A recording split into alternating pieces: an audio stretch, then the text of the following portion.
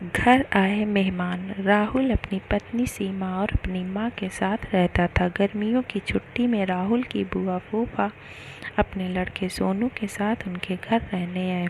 घर आते ही फूफा जी राहुल से बोले कि यहाँ तो बहुत गर्मी है, घर में कोई एसी नहीं है क्या?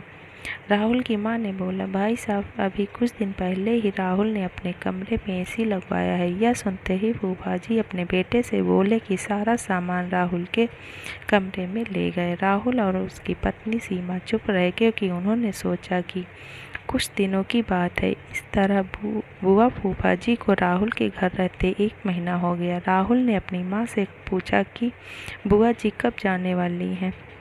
हम कब तक ऐसे ही हाल में सोकर अपना गुजारा करेंगे? राहुल की माँ बोली, बेटा, रिश्तेदारी का मामला है, हम कुछ कह भी तो नहीं सकते। राहुल की पत्नी सीमा बोली, वह सब तो ठीक है, लेकिन उनका छोटा लड़का सोनू सारा दिन घर में ऊधम करता रहता है। कल तो उसने हमारा नया सोफा बुरी तरह फाड़ डाला। राहुल इस बात पर बहुत गुस्सा हुआ कि नया सोफा फाड़ दिया।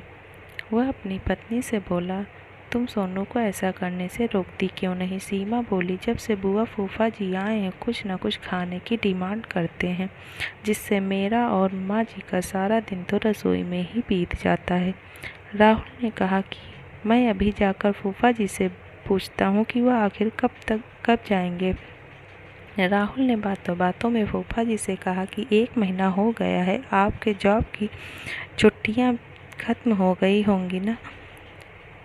फूफा जी बोले, राहुल, मैंने जॉब तो कब की छोड़ दी, अब तो मैं बिजनेस करता हूँ और अब मैं इस शहर में भी कुछ बिजनेस खोलने की सोच रहा हूँ। पहले इस शहर को अच्छे से समझ लूँ, जिससे 2-3 महीने तो लग ही जाएंगे। यह सुनकर राहुल समझ गया कि फूफा जी अभी जाने वाले नहीं हैं। उसने यह बात अपनी पत्नी और माँ को बताई। सीमा बोली, जब घी सीधी उंगली से नहीं निकलता तो उंगली टेढ़ी करनी पड़ती है। इनके साथ भी कुछ ऐसा ही करना होगा। आप यह काम मुझ पर छोड़ दीजिए। उसी रात बुआ और फूफा जी छत पर थे। तभी उनका लड़का सोनू चिल्लाता हुआ उनके पास गया और बोला कि मैंने अभी एक चुड़ैल को देखा है। तभी एक चुड़ैल वहां आ गई और बुआ जी और फूफा जी को बोली कि तुम में से कौन पहले मेरा भोजन बनना चाहेगा? चुड़ैल को देखकर वह बहुत डर गए और उस घर से भाग गए। उनके जाने के बाद सीमा ने अपना चुड़ैल का मुखौटा उतारा। बुआ के परिवार के जाने के बाद सबने चैन की सांस ली। सीमा की सास ने सीमा से कहा कि तू तो बड़ी अच्छी चुड़ैल बनती है। यह कहकर सब हंसने लगे।